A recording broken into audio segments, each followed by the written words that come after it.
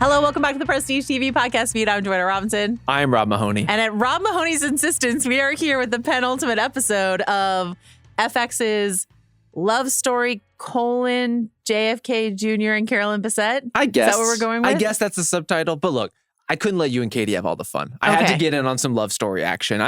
I'm really enjoying the series, I have to say. So we did do a podcast at the beginning of the series. Rob was not here, but my pal Kitty Rich was here. So that does exist in the feed if you want to see like what we thought of the beginning. Rob felt left out, wanted to join in the love story fun. Yeah. It can't just be Bill Simmons recording Instagram reels from his sauna, giving from the street a love story. But this has been a popular show. I'm glad to hear kind of it. a hit. We're here to talk about up through episode 8, Exit Strategy. So the penultimate episode. And then we are planning to be back for the finale next week, which is called Search and Recovery. Tough. We're not going to go sort of beat by beat because we're doing a bit of a catch up. Also, Rob has not been here, so I need to like get your takes from the beginning. Before we get into that, do you want to tell people sort of like where they can email us, where they can find us on social, et cetera, et cetera? I'm so glad you asked, Joe. They can always email us at prestigetv@spotify.com. And they can find us increasingly on social media at Prestige TV Pod, including on Instagram. Speaking of social media, we're also doing this TV prescription series. There's a phone number that our listeners can call in if they want to get personalized TV recommendations for us. What is that phone number? Yeah, if you would like one of these recommendations, yes, call the number 909-313-4046, and you will be met with a series of prompts about what you're watching, what you don't like, who you're watching with, and we're going to try to tailor as specifically as humanly possible to your exact needs. Stay on the line. If it rings a bunch, someone will a message will appear eventually. This is a follow-up on our pit pod from earlier this week. We got a comment. One of our listeners was taken aback by the way that I say the word golf. Do I say it? How do you say that word? Golf. Golf. Was there a specific objection? No, just wow, the way that Joanna says golf. What kind of tailspin did this put you into? Like a huge one, because I was like, what? You know how some people pronounce like bag weirdly? They say bag, bag, or like dragon, or like whatever. Or bagel. Yeah. But golf, I didn't even know there were multiple ways to pronounce it. Are you hitting the L's too? Give me one more time. Golf. Feels normal to me. Okay. I guess if you want to... Do you really need to hit the O sound to distinguish from Gulf of Mexico? Are you going golf? Like, are you goofying this thing? Oh, like Garsh? Yeah. No, I don't think so. Golf? Golf? I don't think so. All right. It's late on a Friday, so I have lost my mind. Let's talk about Love Story. We're just going to run through some questions that I have for you, Rob Mahoney. When you started watching this season, yes, you texted me fairly immediately. You said, I'm all in. I'm in. Why? Tell me why. I mean, I'm a simple man. And watching these two make eyes at each other across a crowded room works for me, just like on a fundamental level. And so there's a lot, I think, in the propulsion of those kind of like early seeds of their relationship that are really exciting. The scene in particular that did it for me was when JFK Jr. goes into Calvin Klein to see Carolyn again, to kind of get measured for a suit, but really just to see Carolyn again. Just the charge of that scene as she is like taking his measurements and bantering with him. And I would say as a viewer, the way I was feeling, like the negative space between them and clocking like how close proximally are these people to each other, you could feel like the magnetic pull of these two actors. And that's something I want to see more of. And I think the first couple episodes do an interesting job of withholding that because there's so much else going on. There's a lot of Daryl Hannah. There's a lot of Daryl Hannah. There's a lot of Jackie O. There's a lot that I'm not that interested in, to be honest, in the first couple episodes. But part of the result of that is it left me wanting a lot more of Carolyn and John. How much, Katie and I talked about this a bit when we recorded at the start of the season, but what, if anything at all, did you know about these two before starting the show? Almost nothing. Yeah. I know the end. I know the end game. Yes. That's about it. Right. And that they were obviously figures in the public eye, but not the extent of it, not the way it's being portrayed in the show. It's one of those things I know like the broadest possible strokes. Where are you in general on sort of based on a true story shows or films? Interested, but not interested in like a relentless commitment to detail. Like I don't need my ripped from the headline series to be point faithful. I don't need it to absolutely hit X, Y, and Z marks along the way. I just want to watch like an interesting portrayal of a thing. Right. And if you want to take a certain amount of liberty with that, I'm game for it. And I think I'm probably more interested in, a more impressionistic look at a famous person or a real life person. This is a question I had for later, but it's hard for me to watch these shows divorced from how I used to cover these shows, like For sure. The Crown or The People vs. OJ or Versace or all these other shows. Is like one of my jobs as a journalist used to be sort of like, what's the true story, and Right. what is the story they're telling here? And because people are constantly like, Googling, like, did this actually happen? Did Carolyn's mom actually give that speech at the Yes. rehearsal dinner, XYZ, and you got to have that like SEO friendly article ready. So like it's hard for me to just sort of get lost in shows like these. But sometimes this show I think is more successful than others at really drawing you into just the kind of story that you're talking about here. And then there are other times where you really feel them kind of sweating to match like a photo that exists. So for example, when Carolyn and John are like walking out of the church, the very famous wedding photo that was on the cover of People magazine, hitting that like hand kiss just perfectly. Or I would say even more so, something like the sort of tabloid infamous argument they had in Battery Park. Yeah. How do we recreate that fight without knowing exactly what was said in that fight, but knowing that, according to the photos, a ring was thrown, like hair came down, people were shoved, people were jumping on top of each other. So you could like watch them sort of try to like hit the choreography, like her hair goes up, then her hair comes down, and it's like she grabs the dog, he grabs the dog, but like all this sort of stuff really felt like they were trying to hit the beats to match the paparazzi photos. Definitely. And those moments feel a little sweaty and funky to me. Do you know what I mean? I think for sure. And the show almost wants you to know when they're happening, right? It'll shift into like a tape VHS kind of filter. If it's like, this is supposed to be something from paparazzi footage, you'll see a lot of like cameramen snapping shots at opportune moments that, you would recognize. I think the more successful ones, honestly, I think Battery Park is a good example of I'm compelled enough by the animation of these characters and the emotion of that moment. Yeah. And like the idea of like negotiating out in public, whether it's a good idea to be married in a way that is not a logical thing to do, but is something that people do, right? Just like a boiling over effect for Carolyn in particular of like, I'm not sure I want to do this and why aren't we talking about it? And so like I was glued to that particular scene. But then there's other ones where it's like, yeah, I understand what we're doing here and I don't particularly care about it, but I'm sure there's a viewer out there who wants to see those moments. Something I noticed so Sarah Pigeon is doing, I think, an incredible job as Carolyn. And then Paul Kelly is like sort of ebbs and flows for me as a performance as JFK Jr. But something I've noticed that is when he is recreating footage that exists, it's so clear to me that he has watched the game tape because his accent gets like actually kind of stronger when he like goes out and gives the news about Jackie's death or whatever. Like that footage exists. So he could just study that footage, listen to the vowel sounds, and then he starts to sound more like a Kennedy when he does those scenes, which I think is really interesting. Might be a psychotic way to watch a television show, but like I don't know how to turn my brain off. They're also when it comes welcoming to like that. it. Like it's part of the experience. Did any scene, you mentioned the suit fitting scene. Are there any other scenes where you just sort of like got lost in the sauce of their dynamic and weren't thinking about this is a story based on real people? I mean, honestly, almost any time that they're together alone. Alone, okay, yeah. But also, even just when they're kind of like flirting in the early stages of their relationship but haven't come out in public with it yet and passing like olives in a bar. That was a really great sequence. The whole our secret affair sequence was completely really, really good. In this like more recent batch of episodes, I would say in the wedding episode, which is titled The Wedding, very helpfully. Yes. They get high and are like planning what the wedding will be, and Common People by Pulp is playing, and I would like to discuss this in greater detail. Okay. There's an article in Vanity Fair about how they had to work really hard to get Pulp to agree to sign off to put Common People in there. They, I think, did not get the sign off on night swimming, which is why that swimming scene takes place during the day in the wedding episode. But they really wanted the on the nose REM night swimming needle drop there. I really need to read this Pulp article because the idea of Pulp who are like secretly quite posh but pretend to not be posh, not wanting their music associated with the Kennedys is very funny. But yeah, what do you want to say about Pulp? I mean, I just really liked that scene. That just felt like two real people. Also, Paul Anthony Kelly, like one of the hunkiest men alive who's playing John, very handsome. Right? Like very hunky.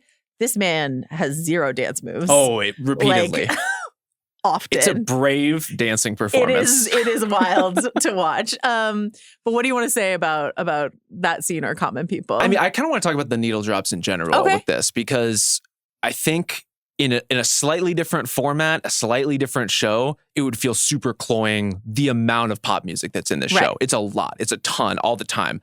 And I really love it. And I've been trying to put my finger on why this feels better than so many others.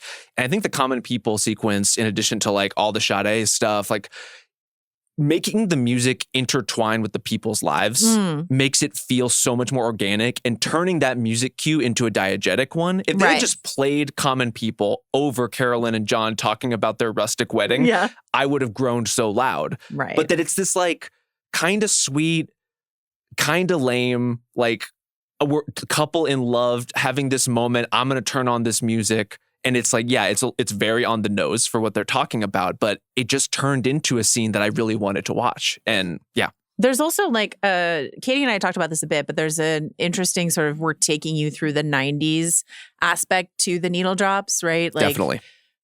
We talked about the blind melon, but like in the episode where, this most recent episode when we have the Diana crash, right? Which is 97. And then we get Radiohead's, exit music for a movie or whatever it's called. Like, is that our third Radiohead? I think so. Like, that's from the Romeo and it was written for Baz Luhrmann's Romeo and Juliet. So it's just sort of like we're doing a 97 song right now. And you're into that. It's not too. Has any needle drop made you go, oh, not this one? I mean, No Ordinary Love was definitely one of those. Oh, that's a lot. They're not just on the nose. They're on the nose on like a song title level, right? It's not just like the lyrics that are illustrative of the moment. It's like, oh, this is the exact thing you would pick out of a list if you wanted to be very specific about what's happening. You Should Have Come Over by Jeff Buckley. Actually, no, the one that got me was Carolyn is very despondently smoking a cigarette by the window. And when especially because I had closed captioning on, and when it said Sullen Girl plays, I was like, I mean, of course it fucking does. That's a lot.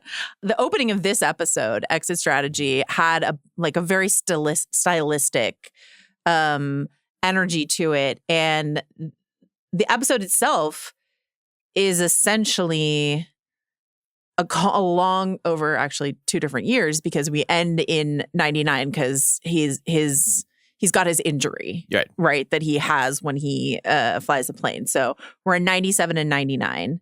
But it's like basically one long conversation between 2 actors. One of those sort of like, we're really going to do it TV episodes of like, we're going to just make these 2 actors. I think Sarah Pidgeon is incredible. And I just don't know that I think Paul Kelly is matching her energy inside of a concept like that, where it's just going to be these 2 in the episode. What do you think? I think it works a little better for me here than in some previous moments. Like the Battery Park fight, there were definitely times where I'm like, he is just playing big baby. And some of that is, look, that's baked into the character a little bit. I was wondering if it was kind of the point. I don't know that I think it's a conscious choice, but I think this idea of him as like a handsome, empty suit is sort of interesting to me. I mean, the show is engaging with that in real time. And not just an empty suit, but like kind of just straight up kind of dumb. Yeah. Like he's the guy who's like sitting in bed laughing at like the America's Funniest Home Video style, like guy getting pulled around by a water hose clip. In addition to just like not running his magazine company. Listen, Bob Saget had a death grip on the American people in the 90s. So he had a finger on the pulse, including of JFK Jr. Yeah, that's true. But this episode really worked for me. Honestly, I think it's my favorite of the season. Is it? Okay. Yeah. For as much as I love the early stages of their relationship and the flirtations, this stuff is really hard. Like this kind of episode, as you alluded to, is high degree of difficulty. There's nowhere to hide. These 2 actors have to pull it off. Sarah Pidgeon, I mean, Jesus Christ, she's is so good. A force of nature on this show. Yeah. And I agree with you that ultimately, like Paul Anthony Kelly, there's a little bit too much like squint acting here and there. There's a little too much like delivering too hard or too soft or not quite matching the moment that she's presenting. But this show is such like a Carolyn-centered show that I think it still works on balance. And this episode, I think, just really pulled me in. Interesting. Did it hit you differently? How'd you feel about it? Oh, me just saying interesting is not good podcasting. I mean, it's good podcasting, but we could go a little deeper. I don't know. I just feel like if you compare, I don't love to compare everything to Succession, but if you like you think about like the Tom and Shiv fights in Succession, and if you had like a whole episode that was just like those 2, like Sarah Snook and Matthew McFadden, like we would have to go to the hospital. Yeah, exactly. It's not so bad. I just feel like they came up with a concept for this episode, right? And they had half of what they needed to like make it an all-time banger. And then like Paul Anthony Kelly is like extremely handsome and doing like, I think, a good job. For like, a first credit, absolutely, it's pretty remarkable. Absolutely. But like Sarah Pigeon's just like on another level entirely. So when she's like on the floor screaming and snotting and crying, like, what about not us? What about not us? Yeah. You know, and he's just sort of like, I'm leaving, bye. You know, again, it sort of works with the characters. That's the thing. Yeah. I think that's why it's a little more compatible for me. It's just because of the way that John has been portrayed to this point. Is like somebody who might react in that way. You famously like love a love story. I do. That's the title of this show. Do you love, like, given that this episode is your favorite, are you into like a really messy like marriage story, Blue Valentine? Are you looking for acrimony inside of your love stories, or what are you looking for? I'm not looking for acrimony. I don't know. Sounds like maybe you are. Acrimony just finds you. Okay, sure. But I do, like, everyone's kind of palette is a little different on what type of romance you want to watch. I do love a bittersweet love story. Same. And so this is in the zone. The show overall, just knowing how it ends, knowing how it's going to unfold, like gets you into that headspace. And if you're going to be bittersweet, like there has to be the big fight. There has to be a progression. There has to be a devolution. And I think for Carolyn in particular, this idea of seeing someone who's like so alive at the start of this show become such a shut-in and just lose her entire world is like such a heartbreaking thing to see. Yeah. And I like that becomes not only the thing that she is reckoning with, but like John experiencing that as his own failure, right? Like the idea of seeing someone you love fall to bits and internalizing it as yet another thing you have failed. I found their argument to be really compelling, or I guess it's technically two arguments, in a way that like, it reminded me of the big fight in Anatomy of a Fall, where that movie, you're kind of waiting the whole time to actually figure out if you're going to see what the fight is or if you're just going to get secondhand accounts of it, which is, I think, part of the great drama of that movie. I had no understanding that this was going to come, but when it did, as it's going on, both of them are making their points. I think both of them are fully justified at various moments. I think both of them are totally out of pocket in other moments. And I think the yo-yo back and forth of like, not even a whose side are you on, but how am I even supposed to feel about this person in this moment? I felt myself constantly sort of back-footed in a way that I thought was pretty impressive for a show that could have been a caricature or could have been overly reductive. And certainly, you know, I know that you have not seen any of the like the American Crime Story seasons that Ryan Murphy produced, and but we had talked about it a little bit about how like good I thought OJ was. I thought Versace was pretty good, and then when they did the sort of Clinton Lewinsky scandal, that one was like exactly what you're talking about, that sort of caricature. People are in heavy makeup. It just feels like almost SNL sketchy. This never does. Like, I don't think there are any well, other than I would say maybe Naomi Watts and what she was doing. But like most of these performances don't feel like Donald Logue's here as Ted Kennedy, and he could be playing that way more broadly than he does is. Make me laugh every time he pops up. But that's true. Just because of my personal relationship with Donald Logue. What is your personal relationship with Donald Logue? I'm just like, how did the guy from Terriers become Ted Kennedy? How soon do we get Terriers on a TV recommendations? TV prescriptions. We are at the wheel, Joe. That's true. That's true. next we one. Want. Stay tuned. I was like, oh, Donald Logue is here. Yeah. I don't know if they're going to use, like, they've barely used him. So I'll be curious if he has a big role to play in the finale or something like that. But let me go back and say, in terms of the fight and what works, inside of this episode, when John is talking about how he didn't lose his father, he lost his mother. Watching Jackie grapple with JFK's death and become this sort of shadow of herself is something that a painful thing that he had to live through, and watching it happen in a sense to Carolyn. And yeah, they say reprehensible things to each other, but that's just realistic inside of any relationship. But on the sort of larger tapestry they're weaving here, is there a non-John, non-Carolyn character or performance that you think works particularly well? It's tricky because I'm going to be honest, this is not the most well-rounded ensemble cast. Yeah. Everyone who is not John or Carolyn is kind of there to be like very one note or to deliver a moment of exposition. Right. That's mostly what their function is. So like, you know, her friends show up to be like, man, Calvin Klein's sure going to be pissed that you're not wearing his wedding dress, just so we know later when she meets with Calvin Klein what the stakes are. Right. That said, like Alessandro Nivola as Calvin Klein, I'm so bummed that he's, I imagine, not going to be in the finale of this show, right? Right. Maybe. I guess, maybe in like a condolences kind of reaction sort of way. I could see that, but like he's really, really terrific. What's really funny is that especially that scene where Carolyn leaves Calvin Klein and he knows he's not designing the dress, but she doesn't know that he knows. Yeah. Blah, blah, blah. That is such a Ryan Murphy show character and a Ryan Murphy show moment. Like it feels like the show at its most. I know that Connor Hines is like the main creator of the show. It's not a Ryan Murphy show necessarily, but like that's the mode of character. A resentful gay man is like very much in the mode, and like, but Alessandro Nivola, who's so good all the time, did a great job with it. But I really agree with you where it's like they remember that Carolyn has a mom right before her mom needs to give a speech, or they remember that John's friend is there right before his cancer comes back. That character, I like that character a lot, but like I like that performance. It's a really warm performance. Totally. But like, he's there at the beginning of the season. Mm-hmm. He's ostensibly there in the wedding episode as like the best man, but sort of barely there. And along the way to kind of like cut up with John and take him down a peg and check his ego a little bit. But I just really feel like and this is a problem that like, again, some other Ryan Murphy shows have had where it's just sort of like you forget about the actual, it doesn't feel like a lived in world. No. Because these characters ebb and flow when you need them for plot reasons and not like actually character reasons. Do you know? I think there are two exceptions to that rule other than Calvin Klein. One, like I also was very impressed by Leela George as Kelly Klein. I think they're dynamic. And she was also, to me, like one of the maybe only bright spots of Disclaimer. In terms of like her appearance on that show. We loved her. And so like I would love to see her do more stuff. Like this feels like something that's right in her wheelhouse. And I also really love Sydney Lemon as Catherine's sister Lauren. Okay. In particular, like the maid of honor kind of conversation, I think is just like really good sibling shit. Yeah. And the bathtub scene, absolutely. There's like she doesn't have a ton to do, but every time she's around, it brings interesting things out of Catherine, and she feels like an actual counterpoint and not just someone to deliver dialogue.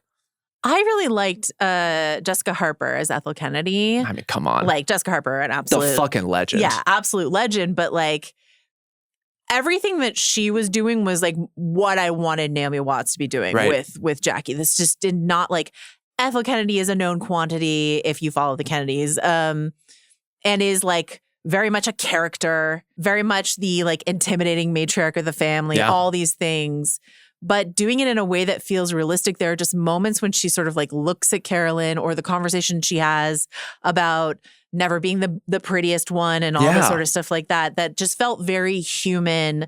So she could be a like capital K Kennedy, an intimidating Kennedy that sends Carolyn into a tailspin of anxiety and inferiority, but also felt like a real person for her to interact with. And I think that idea of her and Jackie juxtaposed is something the show is really interested in, not just those two, but those two types of people, right? Are you the kind of person who walks into a room and the attention pulls to you? Right. Or are you the kind of person who is in the room and has to fight to kind of get it back?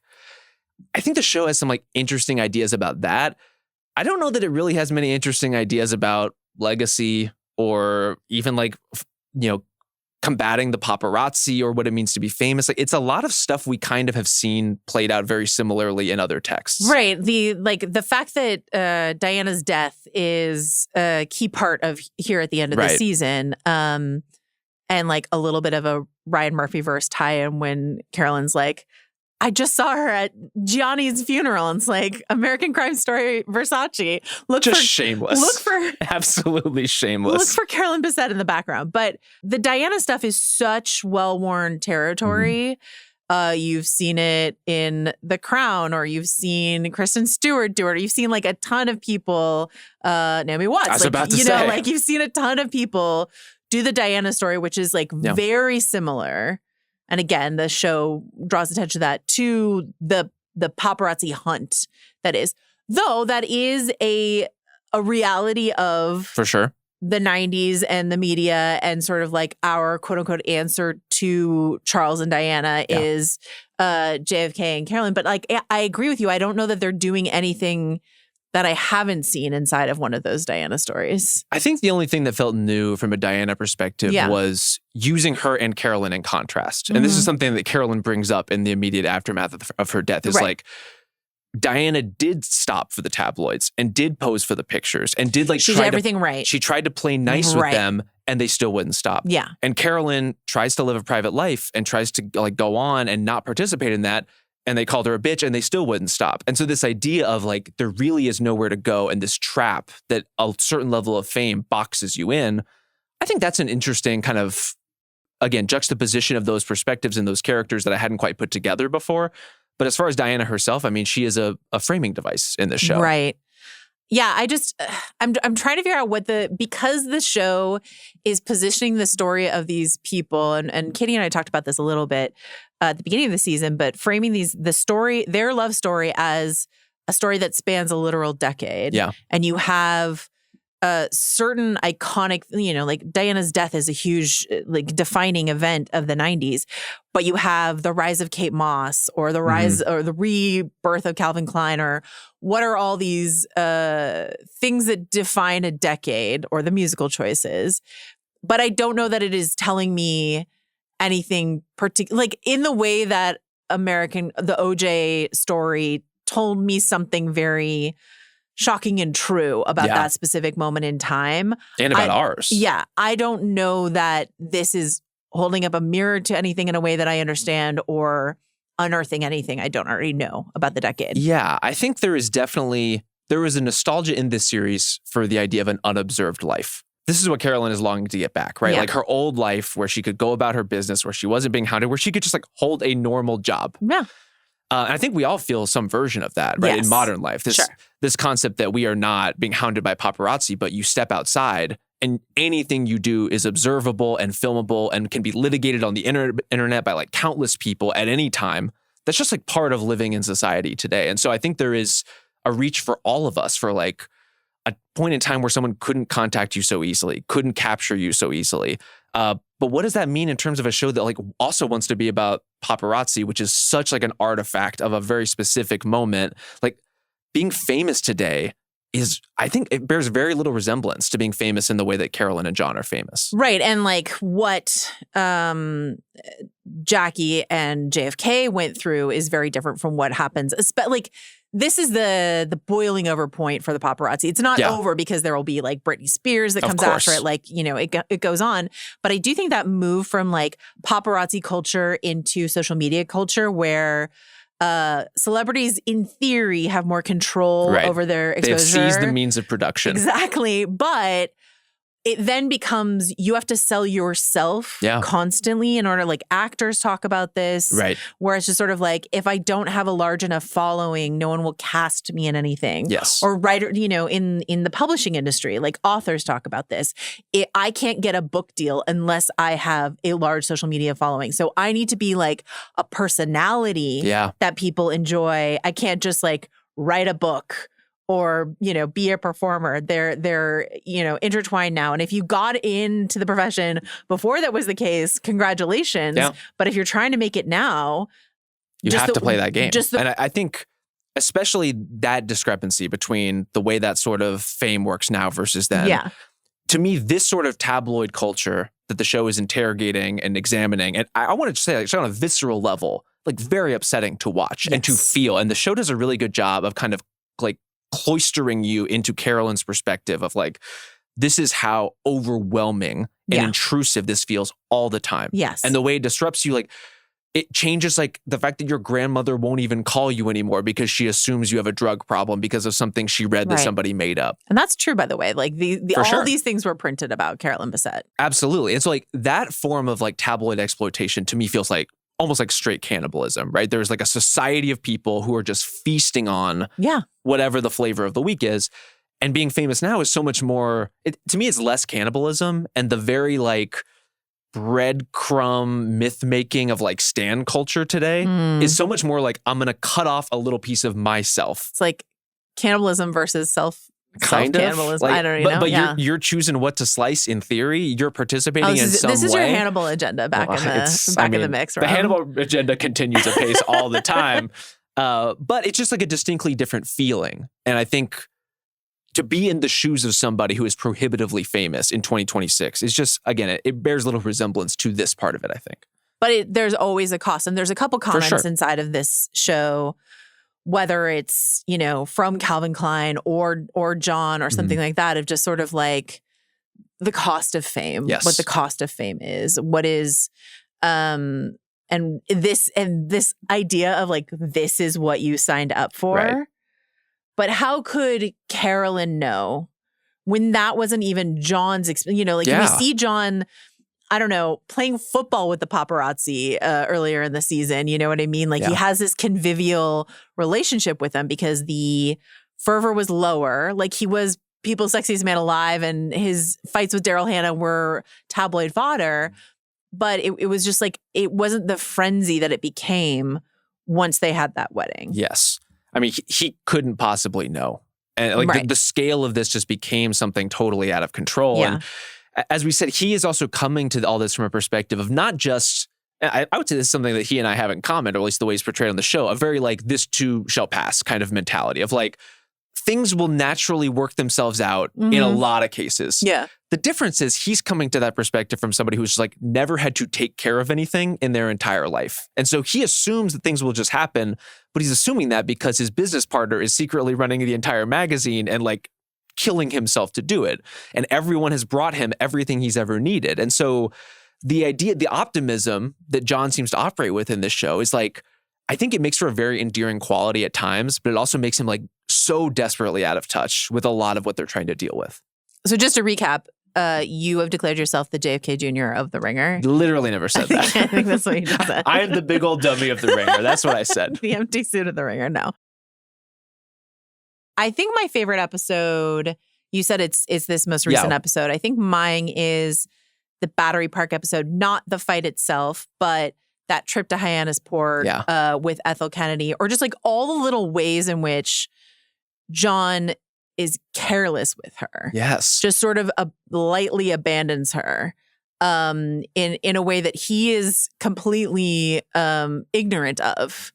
But we feel it for her. Like, you know, when she goes down to the breakfast and like his name is on the chalkboard, but hers isn't. And then he has an explanation for it, but it's just sort of like, you couldn't have asked her, you couldn't have warned her. Like he just like, or when he takes her elsewhere in the season, like when he takes her to Caroline's birthday dinner. This is unbelievable. It's like, look, I know he's JFK Jr. This would be like a deal breaker for me.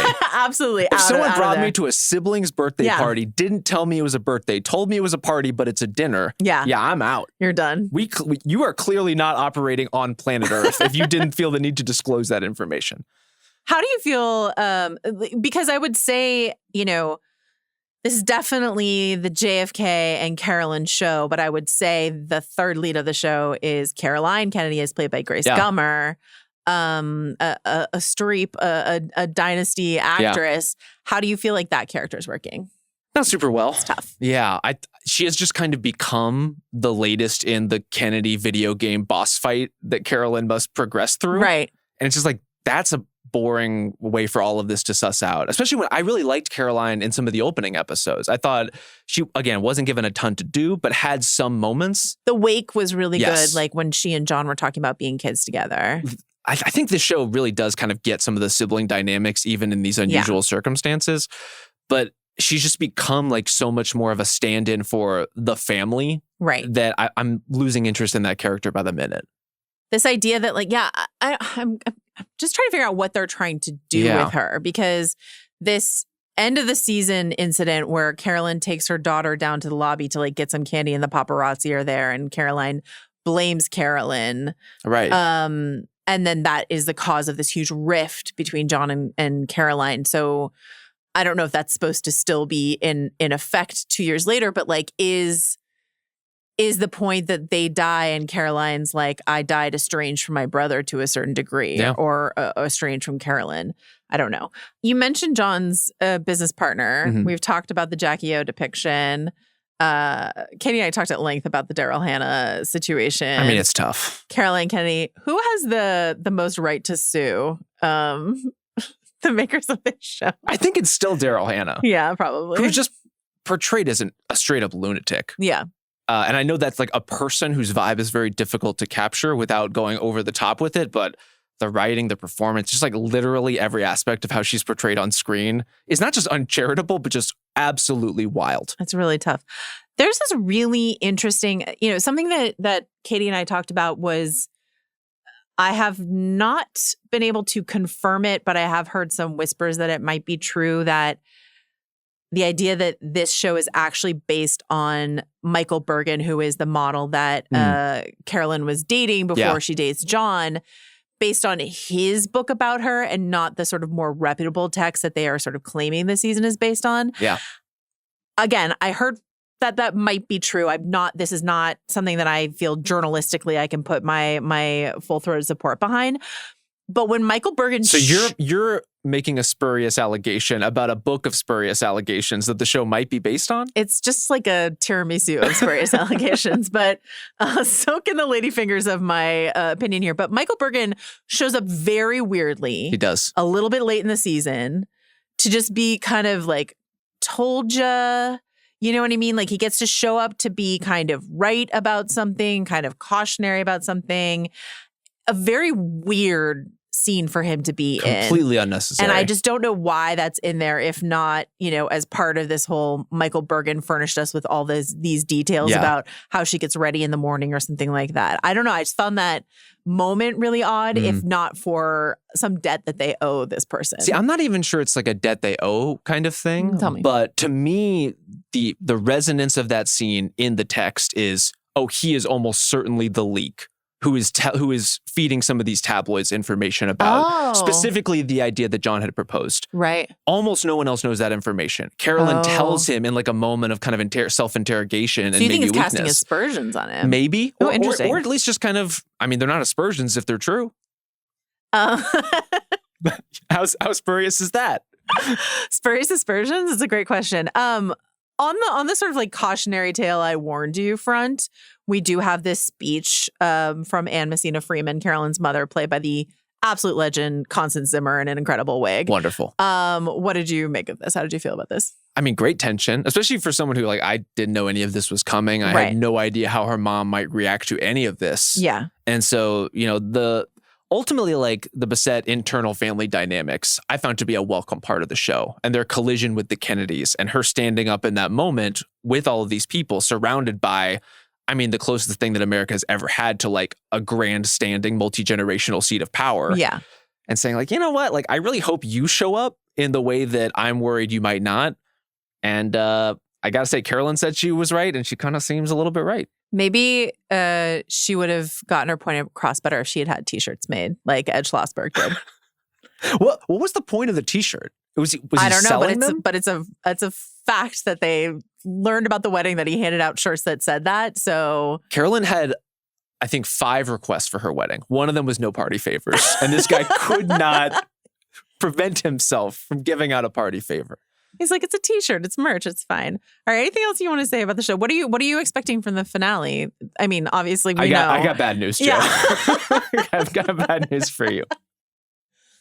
But okay, so this is a question Katie was asking, is how much of the crash are they going to show? If it's called Search and Rescue, does the crash come at the beginning of the episode and it's really just the aftermath where we get Donald Logue, Ted Kennedy, we get Constance Zimmer as Anne Freeman, we get Grace Gummer as Caroline Kennedy. We just have all these side characters. Because I don't know how interested I am in an episode that is Sarah Pigeon Light, is how I feel about this show. I think that's a huge concern and a huge problem if the show does go in that direction. Yeah.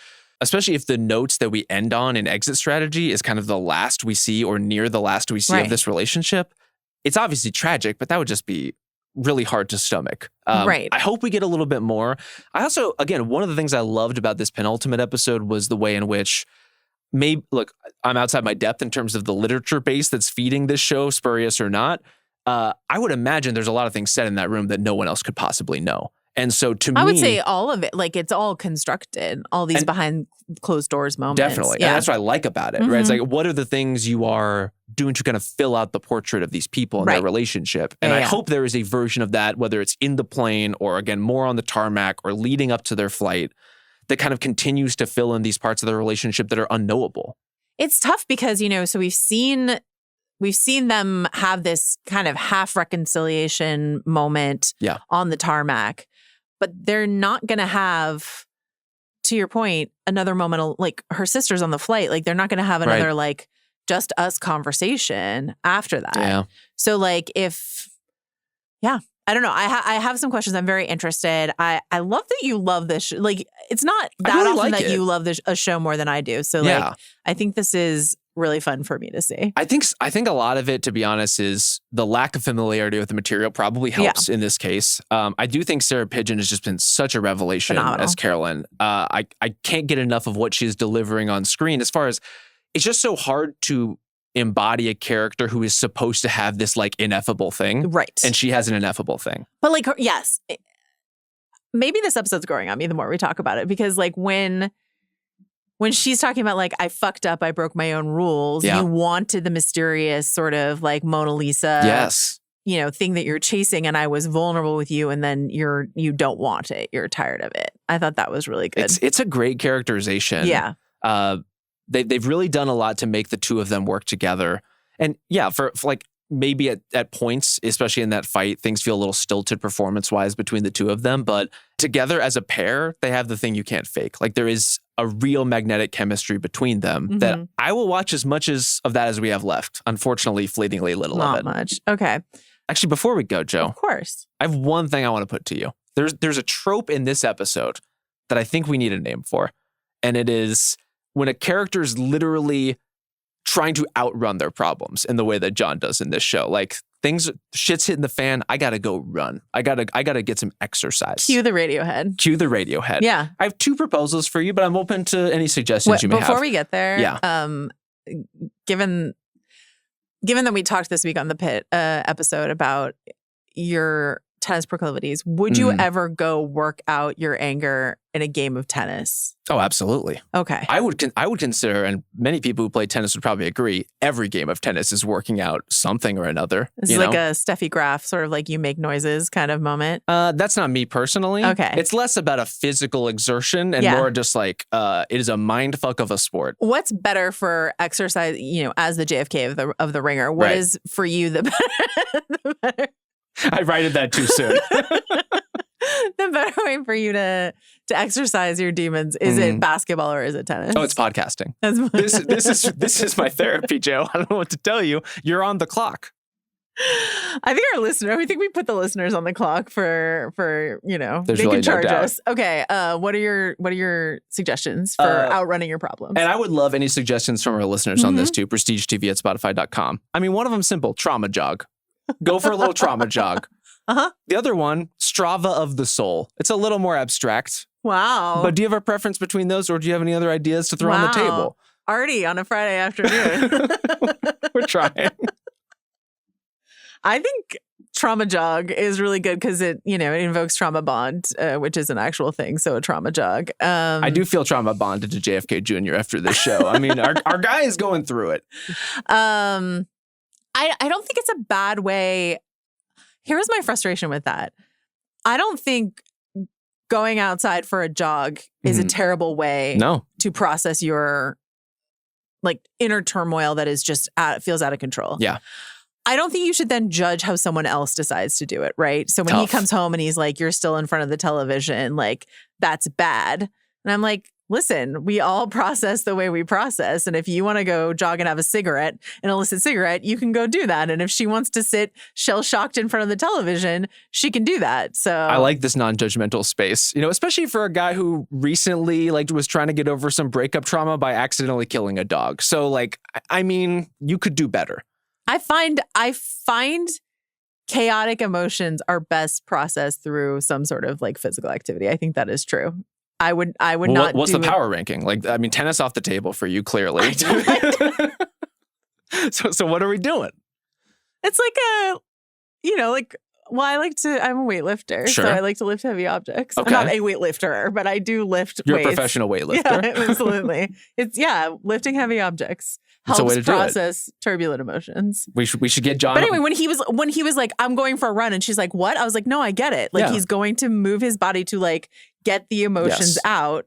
that's great. Just don't then come back and shame someone else because they didn't do it that way, you know? It's very fair. I do think it's a little sudden. Like, yeah, you need to work through some stuff. Clearly, this is hitting him in a very unique way. Diana's death was like such a everyone in front of the TV like rally together moment. It's like the post 9/11 sort of like, the TV's on all day. Yes. And especially with Diana, because the news broke and they did not know whether or not she was in critical condition, but she hadn't died yet. So like people were absolutely glued to their television. Pins and needles. To find out what was going to happen to her. So you can also his whole like, who watches TV during the day on a beautiful summer's day? All the rules at Hyannisport, I mean, card games but no board games. Like Blackout curtains exist for a reason. You know what I mean? Lot. Yeah. This family, the Kennedys. What are you going to do with them? Did I ever tell you about the time that I like got turned away from the Kennedy compound? What minute are we into this podcast and you are a Kennedy refugee? I was reminded. Fugitive? I was reminded when John was like, some people think Cape Cod is the most beautiful place or whatever. My friend and I were just driving around Cape Cod. We went to Cape Cod I had never been. We went during COVID because it was just sort of like, let's go stay in a remote cabin by the shore and like not be around people if we can. And then I don't know if you did this during COVID, but I did a lot of like driving around because you're in like the sealed bubble of the car, but you are seeing things at the same time. And so we drove around the Cape and then there was just like, we were just like driving around some back road and all of a sudden we were like at a gate and there were scary, scary people. And they're like, you're going to have to turn around. And I was like, oh, can we turn around in this driveway here? He's like, no. And I was like, okay. So I made like a 900-point turn to like awkwardly turn around and leave. And then we like looked up on the map. We were like, oh, that was the Kennedy compound. That makes sense. Oh. You were in a sniper scope in that moment. Like, they were like, what is her whole deal? What is she up to? Absolutely. And I didn't smell what eco-terrorism is this woman about to perpetrate? I didn't smell a whiff of coffee. I'll tell you that much right now. It's just salt air. All right. Well, this has been a really productive episode of the Prestige TV podcast. We'll be back for the finale. Thank you to Rob Mahoney. Thanks to Devon Renaldo. Thanks to everyone here at Sycamore who's helping us make this show on a Friday afternoon. Joe, thank you. And thank the security guards at the Kennedy compound for doing their job, showing up, doing the work. Thanks to the JFK of the Ringer, Rob Mahoney. We'll see you back for more Pit. Bye.